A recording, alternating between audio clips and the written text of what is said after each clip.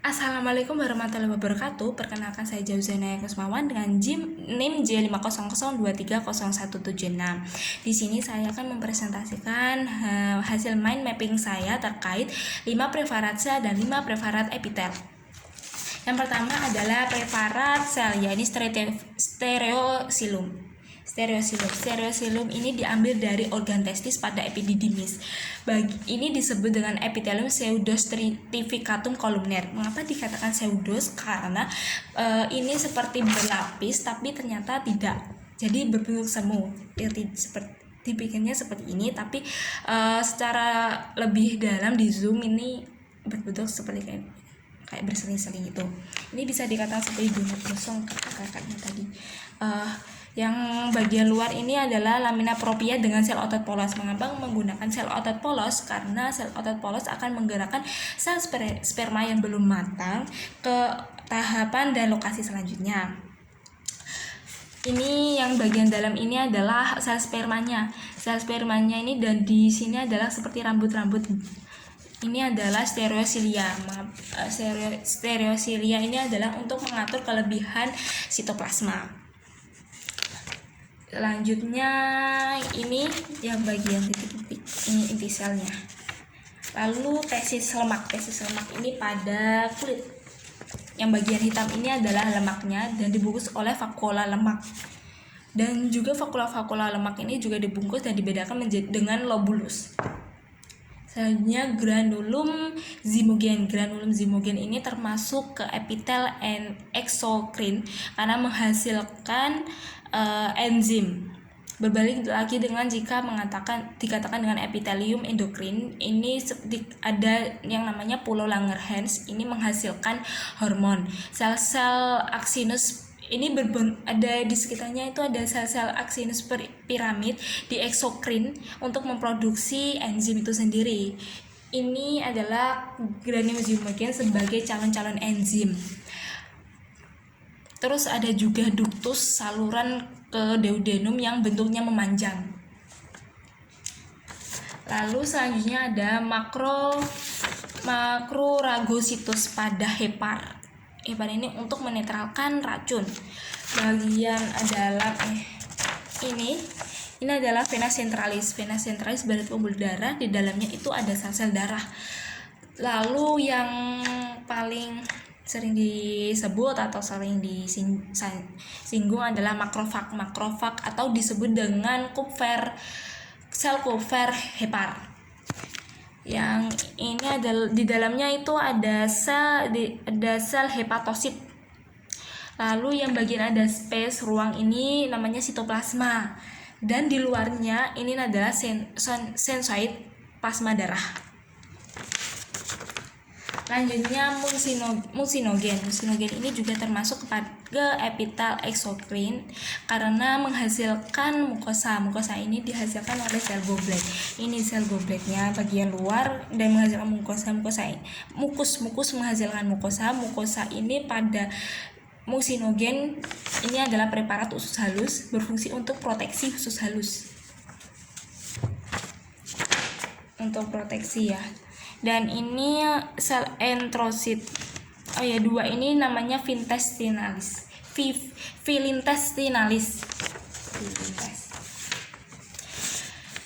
Lalu sudah masuk ke preparat epitel.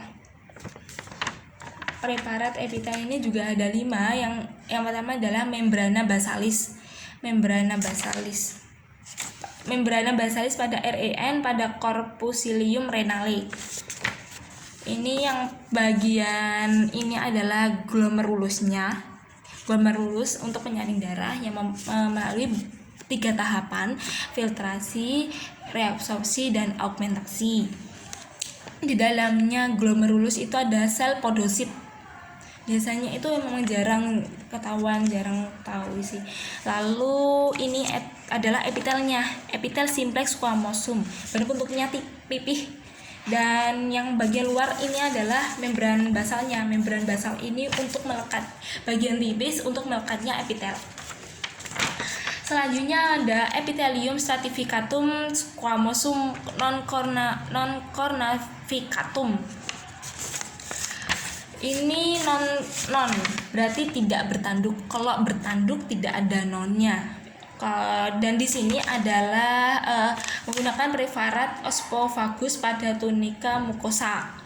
Kalau yang bertanduk Cornificatum ini pada kulit jari-jari kaki atau jari-jari tangan.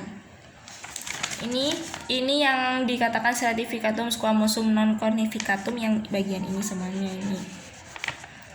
Lalu yang bagian bawah ini jaringan ikat dan yang luar ini mukosanya, mukosa. Lalu bagian di dalam mukosa ini adalah strotum carnium. Dan di sini kan tadi ada sel basal, jaringan basal ini basalnya. Lalu di sekitar ini ada sel basalnya. Lalu di atasnya ini ada sel polihedral. Ya, sel polihedral di atas ini sel polihedral, ini sel basalnya, ini membran basal untuk melekatnya epitel. Melekatkan epitel. Lalu selanjutnya ada epithelium simplex cuboideum pada glandula tiroid. Ini para folikuler yang bagian ini. Ini cuboideum berbentuk seperti kubus. Ini adalah massa koloid yang bagian tengah ini. Lalu ini ada membran basal seperti biasa, membran basal untuk menempelnya epitel. Membran basal ini juga memisahkan antara epitel dengan bagian bawahnya, yakni biasanya jaringan ikat. Lalu selanjutnya ada epithelium transitionale pada kandung perkemihan ureter. Ini ada di luar ini adalah sel permukaan. Nah, di dalam bulat-bulat ini adalah epitelnya. Yang bagian ini ada membran basal, yang garis ini. Membran basal, lalu ini adalah jaringan ikatnya. Saya menjelaskan epithelium transitionale dikatakan seperti ini karena bisa fleksibel gitu. Jadi di kantong kami ini jika selnya itu kosong, jika organnya itu kosong, maka akan membentuk epithelium kubus. Tapi kalau sudah terisi kemih, terisi urin, nanti berbentuk pipih. Jadi se-fleksibel itu. Terakhir ada epithelium stratificatum columnar. Mengapa dikatakan kolumner? Karena berbentuk tabung besar-besar, tinggi-tinggi. Yang ini adalah membran basalnya bagian luar untuk melekatnya epitel. Lalu ini stereosilianya, garis-garis.